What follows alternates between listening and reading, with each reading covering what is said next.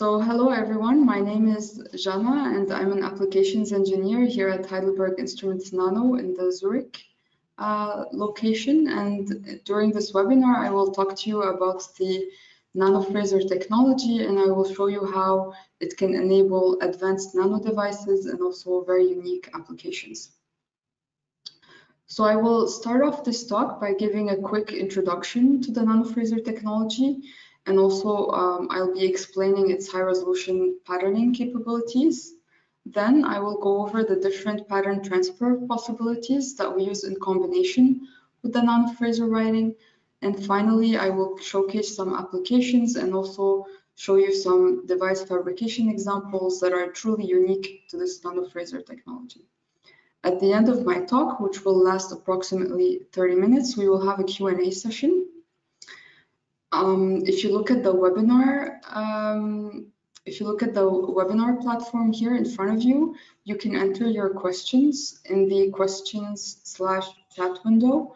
And just as a quick note, only the organizers can see your questions. And at the end of the talk, I will be going over them and hopefully answering all of them. All right, so let's dive right in. So what is the NanoFrazor? It's a thermal scanning probe lithography technique. It uses an ultra-sharp tip for both the writing and the reading of nanoscale structures. Here you see both examples. So you can think of using the NanoFrazor whenever you need artificially made nanostructures on the surface. And in this case, we are using heat as a trigger. So in the writing mode, we are heating up this cantilever tip, and in the reading mode, we are cooling it down. And because we are using heat as a trigger, we work with thermally responsive substrates underneath. And in the standard mode, in particular, we're using the NanoFrazor with thermally responsive resist. In this case, when the tip gets in contact with this thermal resist, it's directly sublimating it. So unlike typical lithography methods like photolithography or e-beam lithography, there is not a need for a subsequent wet development step after the writing. Here, the resist is directly being sublimated by the tip. And here we are talking about features in the 10 nanometers lateral resolution range and also 1 nanometer vertical resolution range. And when operated in the cold mode, the same cantilever tip can be used for reading the very same nanostructures that were written in this thermal resist. So there's no need for a separate metrology step after the patterning to inspect what you have written. And I have to mention as well that the heating and the cooling of the tip happens in the microsecond range, but we will go into more details on this a bit later on. More recently, we have also integrated a laser writing head into our systems. And what this does is it allows for 100 times faster writing or even more. And in this case, we are talking about more large area writing, and the resolution is then, of course, a bit more limited. So it's a lower resolution method for writing. And here we're talking about micrometer scale features that you can write. But what's really cool in this case is that the same laser writer head, the laser writer head can work with the same resist system. So again, with the same thermal resist that we mentioned previously, and it also sublimates it in the same way. So no separate wet development step is required. So now that you have a quick idea of what the NanoFrazor technology is about, let's have a quick look about its background and where it's coming from. So the NanoFrazor technology has been commercially available under the brand name of Heidelberg Instruments only since 2018. And before that, it had its origins from a Swiss startup called Swisslito, and through a strong collaboration with IBM Research in Zurich, and also originally through the IBM Millipede project, which lasted for quite some time. In 2018, Societo joined Heidelberg Instruments, and currently we are about 20 employees in Zurich pushing the NanoFrazor technology forward. So currently we also have two types of NanoFrazor systems. So we have the NanoFrazor Scholar, which is a tabletop system. It allows for the reading and the writing with the cantilever tip only, which I've showed previously. But it's quite compact in size and suitable for smaller labs. But we also have the NanoFrazor Explorer, which you see here. And this one includes the direct laser writer head that I've mentioned. And it has a much larger enclosure also to protect the users from the laser beam. And having said that, these two systems are, you can use them in ambient conditions, so there's no need to place them in a clean room environment. You can place them in any office space. But having said that, the NanoFrazor system itself is also compatible with a glove box. So we can take the NanoFrazor Explorer or even the NanoFrazor Scholar, put it in a glove box and have it be integrated in a larger cluster of tools. In this case, the glove box is mostly useful for applications like 2D materials and 1D materials such as nanowires and so on, because these are quite sensitive materials that cannot be exposed to oxygen. Here you can see a distribution of the different systems that we have worldwide. At the moment, most of our customers are academic customers, but we are expanding more and more into industry and attracting more attention from industrial partners as well. And every time we install a NanoFrazor machine, we also like to take an image of the users, and you can see some examples here. So let's dive a bit deeper into the NanoFrazor technology. Here you can see the three main components that make up the NanoFrazor technology.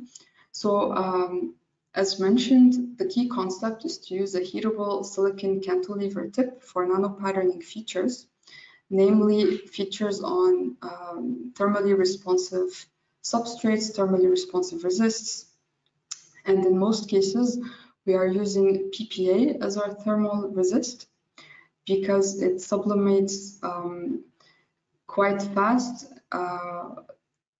by using heat as a trigger from the tip, and it sublimates cleanly as well and does not induce any or very limited contamination on the tip. Here we have two main PPA vendors. So we have our PPA vendor, which is based in Europe, All Resist, and another one based in the US, Polymer Solutions. And we are namely collaborating with Polymer Solutions to optimize the PPA resist that we are using for our processes. So other than the tip and the resist, what's very important about the NanoFrazor principle is that we are combining the writing and the reading. So by heating up the tip, we are writing on this thermal resist, and by cooling it down within microseconds, we are reading what we have just written. So in this way, we are performing lithography in a closed loop fashion. And I will go into a bit more detail about this in the next slides as well. Here you can see an overview about our thermal cantilevers. So you can see that they are completely made out of silicon, and they integrate a resistive tip heater. So this lies on top of the cantilever tip, and also a topography sensor, which sits on one of the legs of the cantilevers. And in this way, we can do both the reading and the writing simultaneously. And for more details about this, feel free to ask me in the Q&A session. I can explain more how the cantilevers are operating. But what's noteworthy here is the actual tip radius. So it's much finer than typical AFM tips, for example. So here we are talking about a tip radius of less than 2 nanometers. And ultimately, it's this tip size which will be limiting the writing resolution. So it's very important for us to have very fine tips. And we've optimized our tip fabrication process to achieve such small radii. Here you can see an example of how the writing works. Let me just click that for you. There's a video that illustrates the writing. Excuse me, I have to remove the laser pointer apparently. Just a second. There we go. So thanks to our integrated topography sensor, we can simultaneously read and write features. And in doing so, we perform what we call closed loop lithography. So here we pattern, we image, and we also provide live feedback for the next line in order to adapt the patterning. So here you see an example of a grayscale image, and you see how the tip is patterning this grayscale or multi-depth image into the thermal resist. And in the cold mode, the tip is reading what it has just written. And in case the depth is not at the target that we would like it to be, it provides live feedback to the software and then autocorrects for the next line. And what's really cool is that you can see this live topography image being built up on the software as you are writing. So in the end, it's really what you see is what you get with the NanoFrazor, and you are seeing the pattern being realized in a live manner on the software GUI. And because of that, you do not need a separate inspection after the lithography, and ultimately this is decreasing the total fabrication time of your devices or applications. So if we want to create nano devices, we can't just be writing on a resist. We also have to find a way to transfer these high resolution features from the resist onto the layers of choice underneath. And in the next slides, I will go over some different transfer techniques that we use in combination with this NanoFrazor patterning.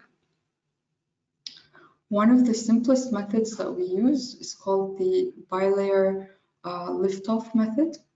So this is a method which is suitable for smaller labs because you only require, other than the NanoFrazor, only solvents to develop your devices completely. So there's no need to have dry etching tools, for example. Here you can see the process steps of the bilayer lift-off method through cross-sectional schematics. So the first step is to pattern the top layer of PPA, which lies on top of a lift-off resist, hence the name bilayer resist stack. And once that is patterned, we move the sample outside of the NanoFrazor and we perform the rest of the steps. So only this first step is realized in the NanoFrazor, and then outside of the NanoFrazor, we perform a wet etching step in order to transfer the pattern from the top thermal resist onto the layers underneath. And afterwards, you can coat a metal or a dielectric layer or any material through evaporation or even sputtering, and then lift off this resist layer underneath. And here, typically for the lift-off resist, we are using PMMA, which is quite common in many labs, and the lift-off can then be done with a very common solvent like acetone.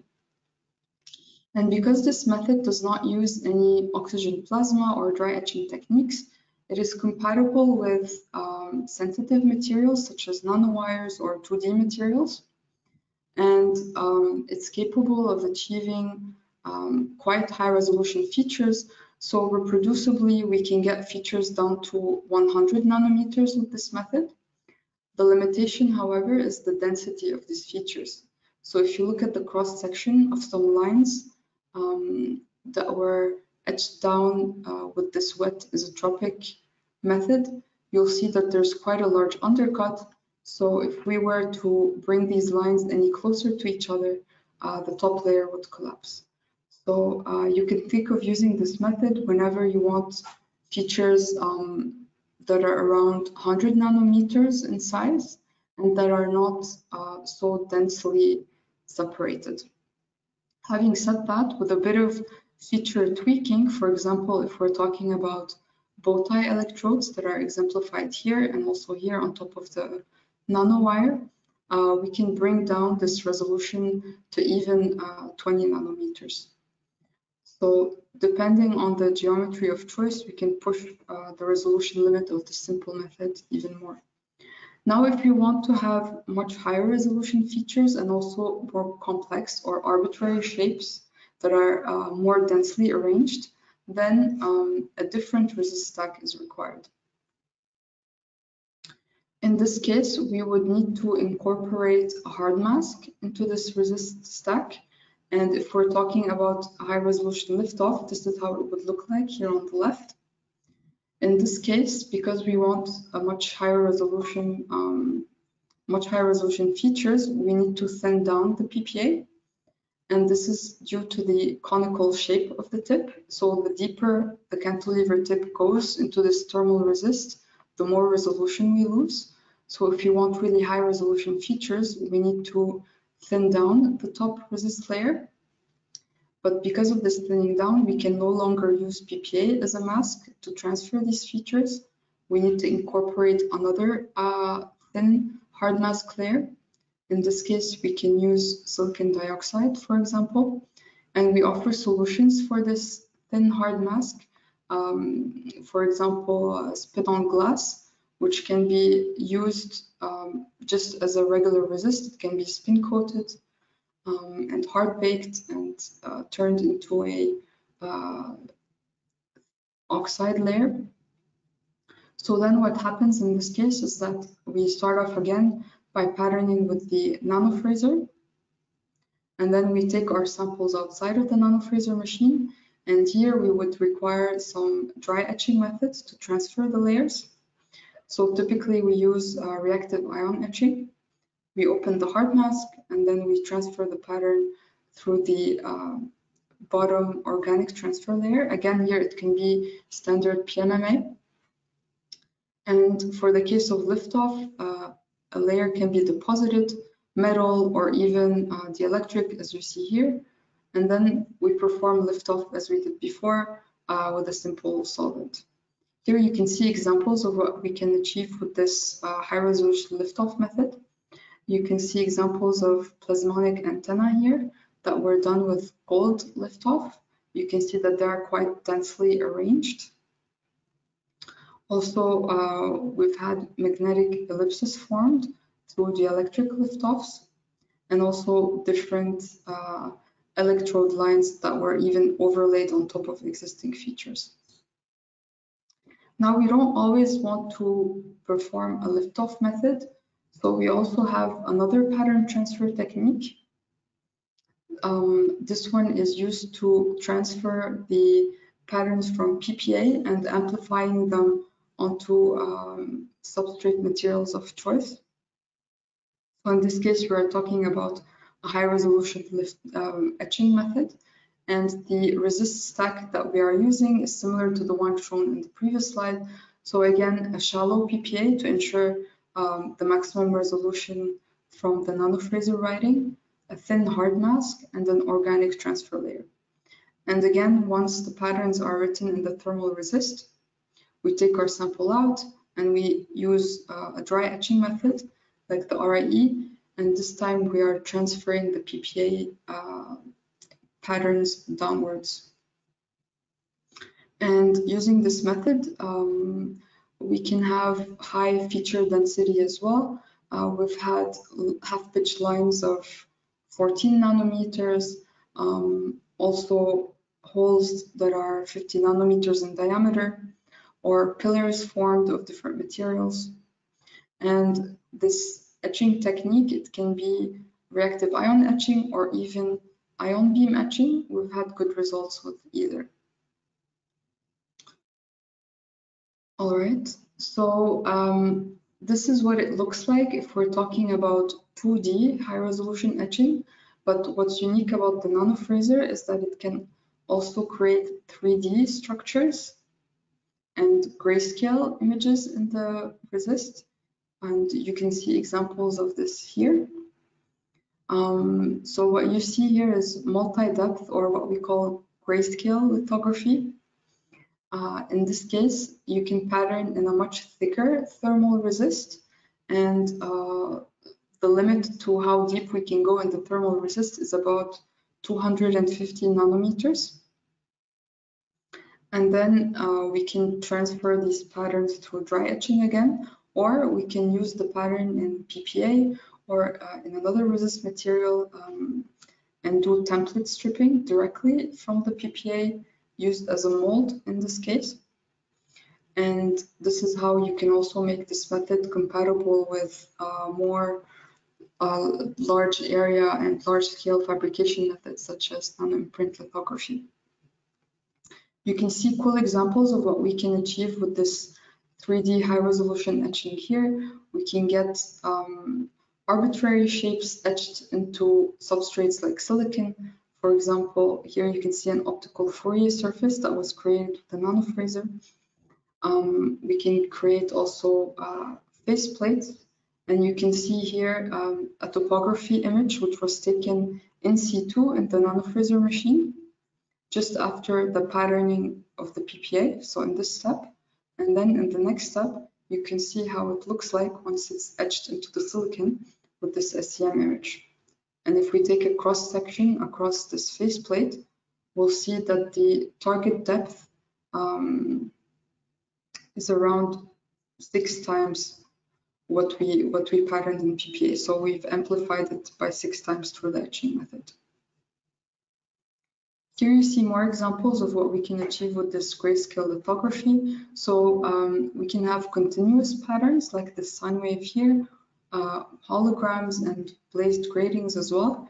And we can also achieve discrete levels of patterning in the PPA. And if you look at these plots here on the right, you'll see that the target and the written depth match quite closely. So here we are talking about errors of less than 1 nanometer. So using this high resolution grayscale lithography method, there has been many examples that were published in scientific journals. For example, holograms. Here at the top, for each of these examples, you'll see how the pattern looked like in the NanoFrazor. So this is a topography taken from the PPA, and then an SEM image of this pattern etched into the substrate of choice. In all of these cases, it is silicon. So at the top, you see many examples in the photonics industry, but you can also use this method for more biology-related applications, such as these two listed below. Now, if you want to focus on one of these and go a bit into more detail on how it looks like. So here you can see step by step how this 3D hologram was done. First, starting with the input design. If you look closely, you'll see that this design is made out of 8 discrete topography levels. So this can be a bitmap that you load onto the NanoFrazor tool.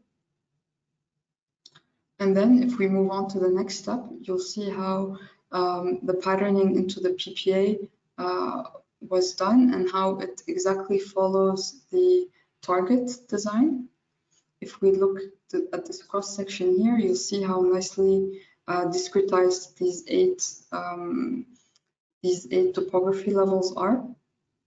And in this case, what we are using is a 90 nanometer thick PPA. And if we look at how selective the silicon etch is compared to the PPA, we know that there's a factor of 10 in there. So with around 90 nanometers of PPA, we can achieve depth of silicon up to 700 nanometers after the dry etching. And you can see how it looks like here through this SEM image. So we achieve an an amplification in depth of over 10 times. If we focus on this small area here, you'll see this pillar, which has quite a high aspect ratio. So here we're talking about a pillar with a diameter of about 65 nanometers and height of 700 nanometers. Now, if we wanted to amplify the patterns even more in silicon, it is also possible. But in this case, again, we can't only use PPA as the hard mask. We would have to introduce some layer underneath. For example, a thick PPA and then a thick oxide layer underneath. In the first step, you would transfer the design into the PPA, and then from the PPA onto the hard mask, and then again onto the silicon, and this time micrometers of silicon can be etched. So this concludes it for the grayscale lithography with the NanoFrazor, but another really cool feature of this technology is the markerless overlay. So what this means is that we do not require markers on our devices to find the features, because we could simply use the cantilever tip of the NanoFrazor in the cold mode, scan over the sample, and find the features of choice. And this is important because we know that for more complex device fabrication, we often require to align patterns onto existing topographies or existing other patterns on the sample. And if we look back to standard techniques of lithography like E-beam or photolitho, all of these require markers.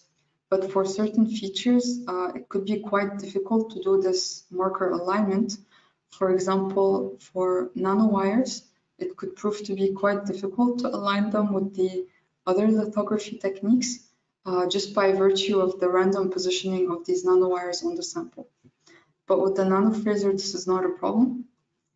So what happens is that we take our sample, we coat it with our resist of choice and with the stacks that I showed you previously.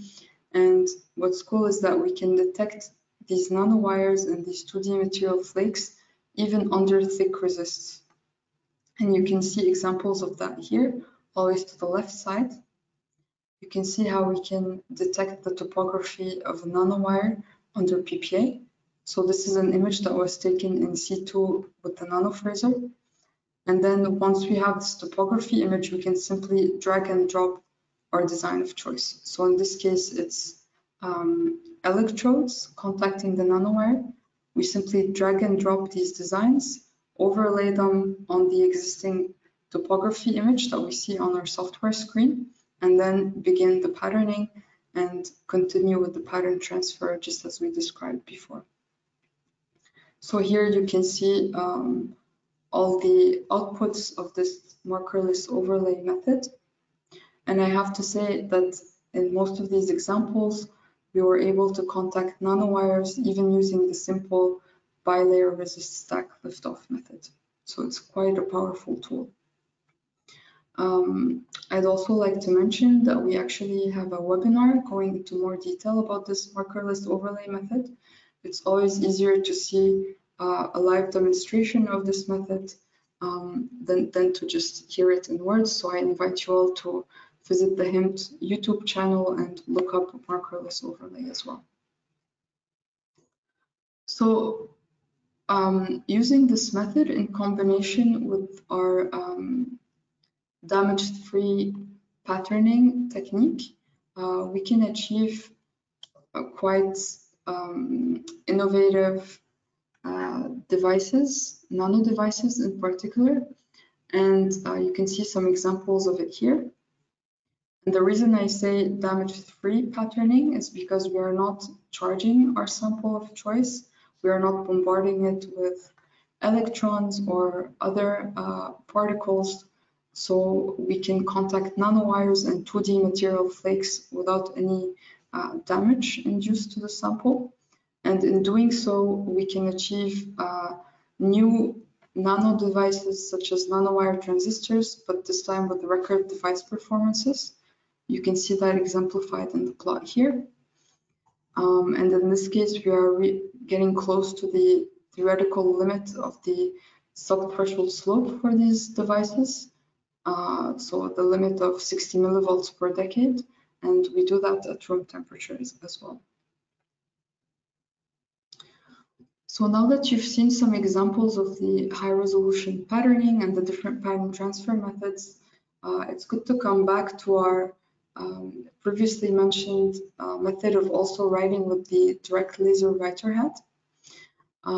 So when we combine these two methods, we say that we are doing mix and match lithography, and we can do both high resolution, smaller patterning, and lower resolution, very large area patterning using the same NanoFrazor Explore system on the same sample with the same resist material system.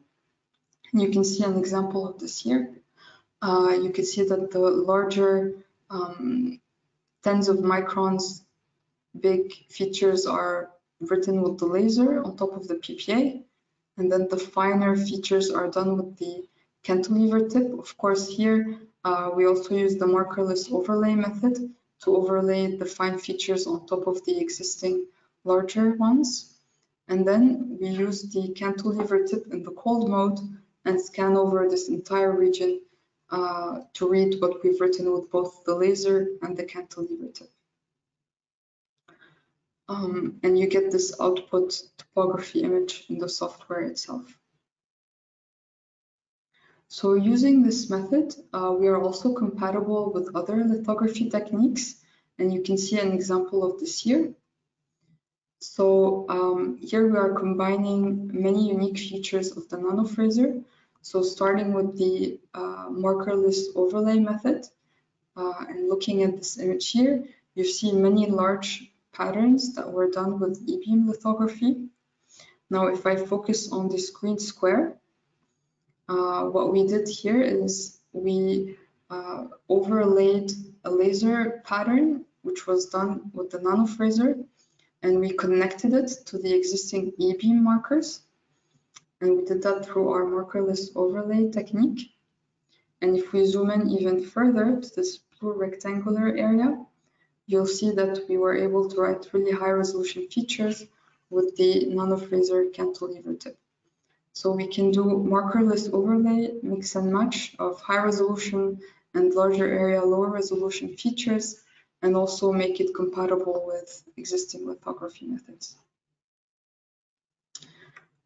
So now you can see how the laser can be useful for really large area patterning, but the downfall here is that, of course, we are losing resolution. So we are talking about a lower limit of around 1 micron when we use the laser. But if we think a bit ahead and think about how we can have high resolution, large area features, then it's natural to think of a multi-tip extension to our product. You can see examples of it here. So we are already working on this prototype, decapite cantilever, and we've already demonstrated how we can use each one of these tips sequentially in a decapite prototype. And we're planning on having a decapite which is capable of full parallel patterning in 2024. So yeah, keep an eye on this product. And with this, I'd like to conclude my presentation. I hope I was able to nicely demonstrate all of these different unique features of the NanoFrazor technology, and I hope I was able to show you how you can use this method for rapid prototyping of different devices and how you can achieve unique applications with the NanoFrazor.